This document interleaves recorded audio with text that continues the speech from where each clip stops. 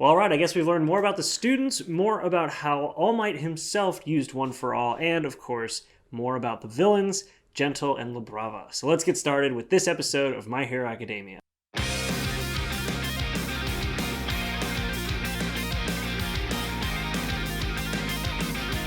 So we start out this episode by following La Brava and Gentle and learning a little bit more about their characters, sort of what they're going after. And it's interesting too because their channel keeps getting taken down, something I can relate to, and they keep having to re-upload all their videos, something I can relate to. And of course, my favorite is they nailed the comment sections, but we'll get to that in a minute because here's kind of what they're going after with their whole gentle crimes thing. So they give the example of the J store that they robbed in the previous episode where they were introduced because it kind of seemed random, like just that they were robbing the place, they didn't get the money or anything like that. They just kind of showed up, fought some villains, and left. And what they were going after was the fact that the company puts out this pudding that is very close to its expiration date. And it's kind of interesting that those are the crimes that they're going after. There's obviously more to it. I'm interested to see where this continues to go because, of course, we don't have any sort of major reason to kind of dislike these characters right yet, but we do have a little more of a sort of interesting philosophy behind these characters. And it's also funny, too, because La Brava, during their little talk, was getting so frustrated because they've been posting for so many years and not getting really any traction, and their channel keeps getting taken down even though they're posting all of their own content and doing all of this. And yet Stain posts a video, and he doesn't even post the video. The news articles are posting these videos about him, and he goes viral, and she's getting frustrated. Again, something I can relate to. And Gentle's not really too frustrated by this, and I'm interested to see where they're going to continue this philosophy because especially with the whole, like, getting heroes involved whenever he robs a place, they obviously have the attention of the police. That kind of stuff makes me wonder how they're going to go about dealing with this, how these villains are going to kind of tie in with the students by chance, or maybe the students aren't even involved, though that would be kind of weird if that was the case. But it's just kind of interesting because it feels as though these characters are being put in place as sort of the long game for how these heroes are going to have to fight against this villain, because we still don't really know what their powers are. We don't know at all what either of their powers are, but it is interesting that with Gentle, we see what I assume is a little bit of his ability, which is that he kind of makes the ground bounce, and he and La Brava go up into the air and land on the rooftops. And we kind of had a hint at that, I guess, in the previous episode, where the shop that he was attacking was all wobbly and wavy. So I guess he has the ability to, like, soften material. I'm not sure. But either way, I am very fascinated to see where this goes and how they're going to actually have his powers revealed and how he can actually use them in combat, because we still haven't seen that, keep in mind. But I did say earlier, I love the fact that they, like, nailed how the comment section works, because you had these very passive comments of like, well, he doesn't really seem to be going after the big stuff. You know, the store didn't really seem to lose anything. But my favorite reminds me so much of other channels that I've watched who have, like, the off-screen cameramen, and it's just like, show us La Brava! You know, he's like yelling to show them La Brava because she's just the camera girl, and he's the, you know, guy in front of the camera, so we see her, but the people watching the videos never see her, which I just find hilarious. They nailed that mentality. Now, immediately after this, we go and see the students and how they're forming the band and the dance team and the special effects team and all that kind of stuff. And we sort of see, and I love this because with the way Bakugo's character is, he is caring, he's very serious, but he has a very weird way of showing it. And in this instance, of course, we have them all kind of talking and planning about what to do, and they don't notice. Bakugo does. The other students getting frustrated, kind of talking down about them because of all the things that this class has been through, and the fact that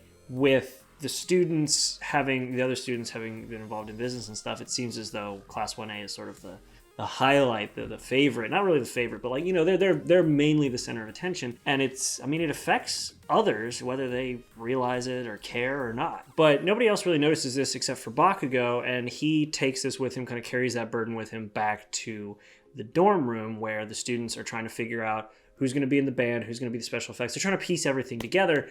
And this is where one of my favorite moments happens, period.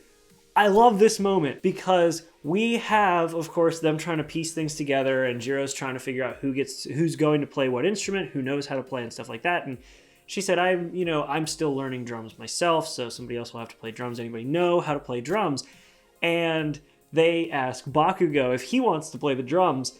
And he's like, no, I don't want to play the drums. And of course, Sero goes, I hear it's really hard. And so he takes it and just nails it. Like, that is my favorite thing. Drums are my favorite instrument. Hands down, it's what I started learning on. I've been playing drums now for almost 10 years. And I love whenever I see a character in anime playing drums. And the fact that it's Bakugo makes me so happy. And I love it. That, he nailed it right there. Yes. I love it. But then when they say, okay, you have to play drums, he tells them, like, we're not just going to do this. We can't just, he doesn't want to, if they're just going to do it and, oh, this is for us, blah, blah, blah. They need to show that they have the will, that they're not just doing it for themselves. They're doing it for everybody. They need to nail this. They need to make sure that they are showing the, full-on plus ultra, go beyond. I mean, he didn't say that portion of it, but they need to really show that they are in it for everyone, not just for themselves, because of, obviously, the burden that's been carried by a lot of these students who have been involved in things that, most students, actually, I don't think any students in their first year really have been involved in, but 1A has been involved in. And this is something that Todoroki notices that Bakugo has probably been carrying with him since he was originally captured by the League of Villains way back in the previous season. And it's just so cool. Like, Bakugo is, again, such a great character. He has such a way of showing that he does care, even though it seems like he's, not going to do it, or he's very frustrated or whatever. He does care. He wants to do it right. And in this instance, after seeing and hearing what the other students thought of Class 1A, he wanted to pretty much just prove them wrong. And so he will not accept anything other than perfection for what they're trying to do with this whole, festival presentation that they have to do. I took a drink before that whole line, and that didn't really pay off too well. Now, we do get a cut back to Brava and to Gentle with them filming their own video. And one problem I have with this as a camera guy that just, nobody else will care, drives me nuts. She's filming on a camcorder, but that camcorder has an f1.8 aperture, and she's filming at ISO 200 at a 50th of a second recording speed in, like, darkness. There is no way you're pulling that much detail out. I'm sorry. That just, if they would have just showed the record button, it wouldn't have bugged me as much. But when I saw that, I'm like, somebody who clearly doesn't know much about cameras made that clip, because that would be the darkest image ever. ISO 200 is like, I'm shooting something outdoors in the bright sunlight, not I'm filming on top of a building at midnight. But that's my pet peeve. There's a plan that they're forming. That's why they're on the rooftop filming it. We don't know exactly what that's going to pay off to yet, but they have a big plan that they're going to go after. We'll see what happens in a later episode. Hopefully, they get a camera that is more realistic. They won't. I don't care. I'm nitpicking at that point. It was a cool little scene, cool setting. Moving on. So after that, they're trying to figure out what they're going to do for the effects. They have the band together, more or less. They need to figure out a few other instruments, but they're trying to figure out the effects, and this is freaking awesome. So for the showering effect of, like, I guess not the sparks, but like for something showering down, they're going to have Todoroki and Kirishima. Todoroki making ice, Kirishima breaking the ice and having it fall. And then to sparkle, yes, to sparkle. This is incredible. They're going to have Aoyama, because he is such a sparkly character, they're going to have Aoyama be the basically disco ball, which I love. This just, like, so great. At least they're picking things that are fitting, and Aoyama is all about it, which is great. Now, at this point, we have Suya, Kirishima, Uraraka, and Deku showing up after having spent all this time making up the classes that they had missed during their work study. And now they're going to figure out the rest of the band members. Obviously, we now have Bakugo on drums. They need to figure out vocals, guitar, and bass. And so Jiro is going to be on bass. We now find out that we are, well, yeah. We're going to have Kaminari on guitar. We were going to have Mineta on guitar, but his character design, as he said, his character design keeps him from doing it. So he's going to be in the dance. The singing portion is incredible, because to pick the singer, we have Kirishima try to sing, doesn't work. We have Mineta screaming into a microphone. We have Aoyama singing like a girl, or falsetto, whatever. Then we have an incredible vocal performance from, I don't know if it was the actual voice actress for Jiro or if they had somebody else record it and then dubbed it over Jiro, but we have her sing. I don't know why I would have expected anything different. It was perfect. It was incredible. And all in English, which was kind of interesting. But yeah, we've got her doing the full John Cooper from Skillet or Sting from Sting and the Police. She's going to be doing bass and vocals. I love it. More, please. And of course, the three who tried out singing are just blown away. So of course, Kirishima, Mineta, and Aoyama are just laying on the floor after she's done singing while everybody else is cheering, going like, we found our vocalist, this is it. And obviously, like I said, we have Kaminari playing the guitar, and now we need just one more guitarist, and looks like in this instance, it's going to be, yes, Mr. Darkness himself. That's right, Tokoyami did actually play guitar for a little bit, and gave up when he hit learning the F chord, which is a pretty common point for guitarists to give up. In fact, it took me a very long time to get back into guitar when I got to learning F chord on acoustic. It's not as hard when you do it on electric, but it's definitely difficult on acoustic, which is all I had when I learned. So that's when he gave up, but he still has some pretty solid skills. The fact that he can play what he played, I know it's a show and it's not actually that way, but still pretty cool. Now, one thing that I thought was absolutely hilarious was once they had everything put together, it's coming up here, poor Ida, I guess after weeks of practice, he looks so tired. But we have the band, we have the effects, and we have the dance teams all together. Now, I just realized I completely forgot about somebody who was either brought up immediately before or immediately after Bakugo. And if it was before Bakugo, I don't know why I would have forgotten. If it was after, it was because I was fixated on Bakugo. But on piano, we have Yamomo, who in her traditionalist upbringing learned piano, so she's going to be playing synth. So in the band, we have Jiro on lead vocals and bass, Kaminari and Tokoyami on guitar, Yamomo on synth, and Bakugo on the most important instrument of the entire band, the drums. Fight me in the comments if you disagree. For the effects team, we have Sero, Todoroki, Kirishima, Koda, and Aoyama, and then pretty much everybody else when it comes to the dance team. Now, once we're past that and we have all the students done learning the instruments, the choreography, the effects, all that stuff, they're done practicing, we have Midoriya talking with All Might, and this is where we learn something extremely interesting. So Deku is kind of confiding in All Might the fact that he was able to go to 20%, but it took a massive toll on his body, and